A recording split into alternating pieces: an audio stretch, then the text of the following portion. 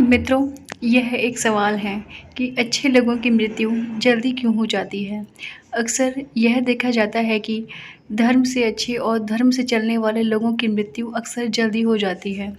शास्त्रों में तो बताया गया है कि कलयुग में लोगों की उम्र 30 साल ही रह जाएगी और कलयुग का अंत होते होते इंसान की औसतन उम्र 20 साल ही रह जाएगी। आपने यह भी सुना होगा कि भगवान अच्छे लोगों को जल्दी बुला लेते हैं। धर्म कोई सा भी क्यों ना हो, हर किसी में यही बताया गया है कि जिसने इस धरती पर जन्म लिया है, उसकी मृत्यु निश्चित है। और अगर बात सनातन धर्म की करें, तो इसकी एक मान्यता के अनुसार बच्चे के जन्म की छठी रात ही ब्रह्मा जी उसकी किस्मत लिख देते हैं, जिसमें उसके आने वाले कल जैसे विवाह, पढ़ाई, नौकरी, यहाँ तक कि मृत्यु की तारीख तक भी शामिल होती है। निर्णय तो भगवान ही करते हैं कि किसकी उम्र कितनी है। आपने यह कहावत भी सुनी होगी कि जितनी चाबी भरी राम ने उतना चले खिलौना। इस कहावत से साफ है कि किसकी मृत्यु कब होनी है, यह तो भगवान ही तय करते हैं।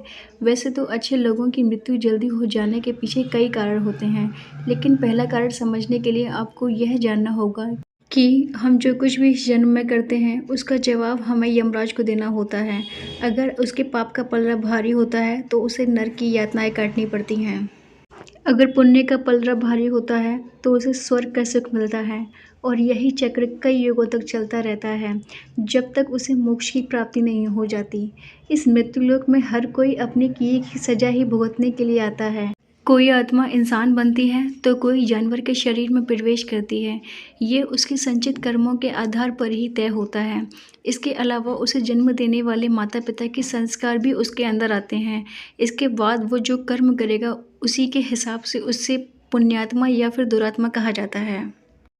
जिस तरह से एक जज जेल में रहने वाले कैदी के व्यवहार को देख उसकी सज़ा कम कर देते हैं, ठीक उसी तरह भगवान भी देखते हैं कि इंसान मृत्युलोक में जाने के बाद अच्छे कर्म कर रहा है और उसे अपने किए की सज़ा मिल चुकी है और अब उन्हें लगता है कि अब उसे मृत्युलोक में नहीं रहना चाहिए।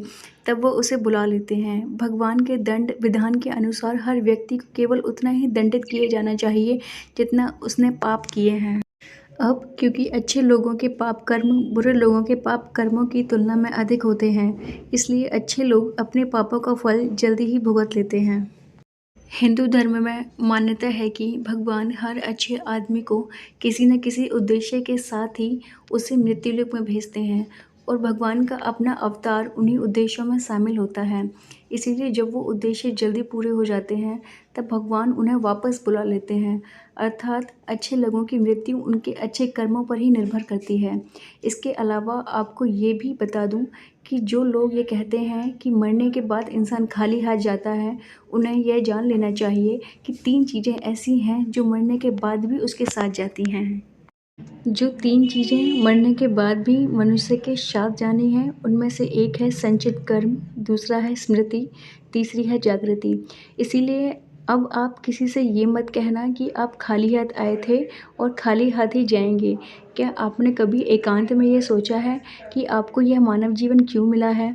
महाभारत में युधिष्ठिर महाराज के एक प्रश्न के उत्तर में भीष्म पितामह ने कहा था कि मनुष्य से बढ़कर कोई भी जीव नहीं है।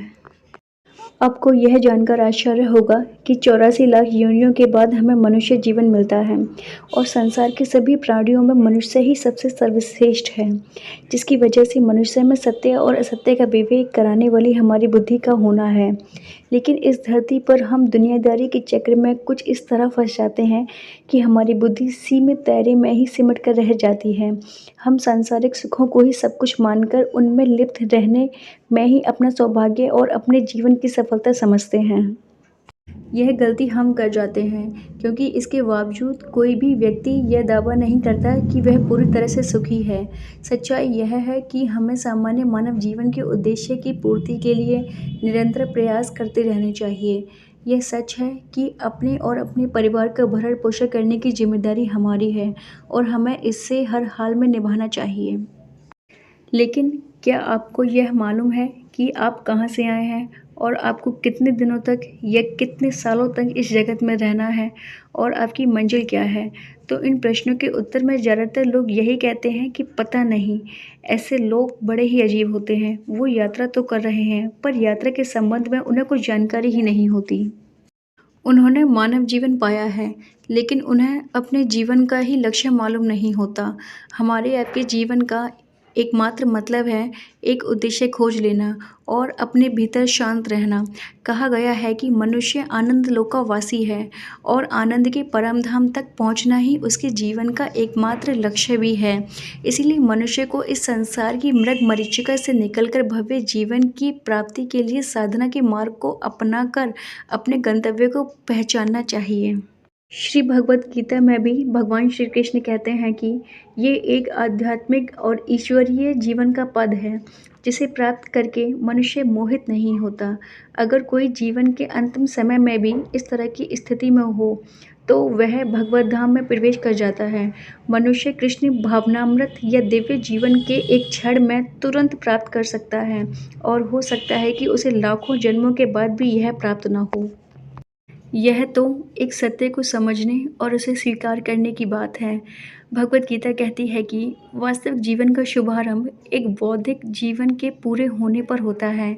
इन सभी बातों से यह स्पष्ट होता है कि हम सभी एक निश्चित समय के लिए धरती लोक पर आते हैं और कुछ विशेष कर्मों को करने के लिए आते हैं।